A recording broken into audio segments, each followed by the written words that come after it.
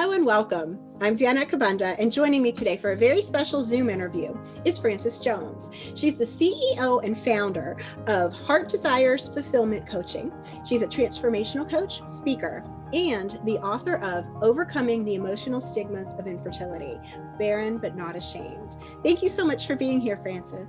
Thank you so much for having me today. I really appreciate it.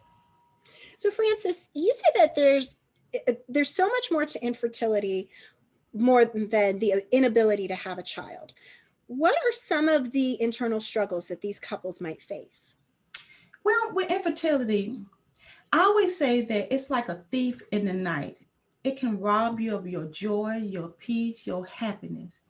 What infertility does, it makes a person forget about the beauty that they already have in their lives, the good things that they already have in their lives, because we can be so consumed with trying to have a child that we allow infertility to actually control us.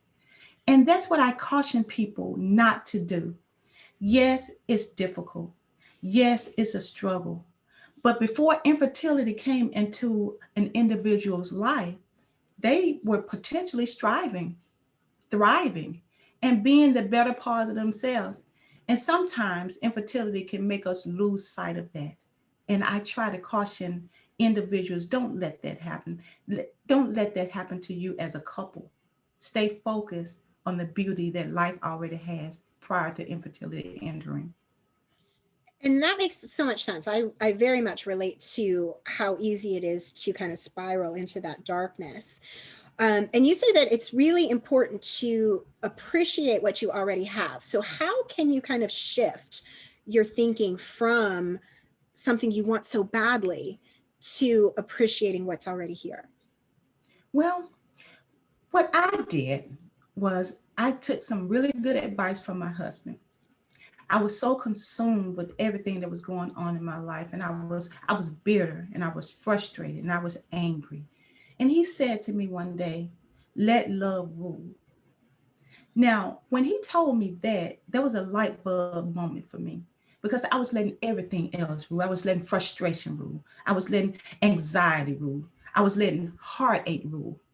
But when he told me that, I began to realize that infertility had crept into my life and had pulled me away from the beauty that life already had for me.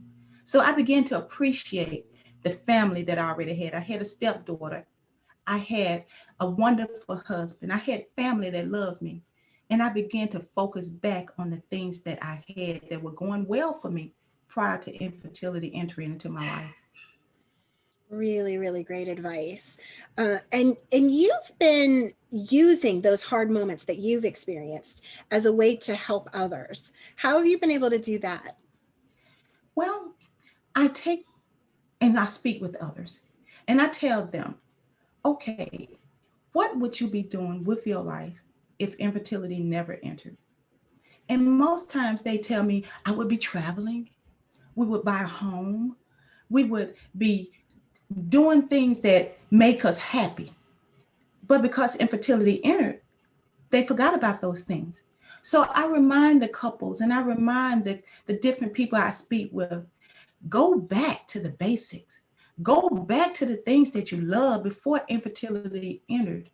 It's a disease, just like any other disease, but it only has the power that we give it. And if we diffuse that power, then we can begin to connect to those and the things that we used to love and the things that we used to do. Diffuse the power and you become powerful. Oh, such great. So many great sound bites right there. Yeah, it only has the power you give it. That's really going to help a lot of people, just that little bit. Thank you so much for sharing all of this. To learn more about Frances, her book, Overcoming the Emotional Stigmas of Infertility, and all of her projects, please visit her website at heartdesirescoaching.com. Thank you again, Frances. Thank you so much for having me.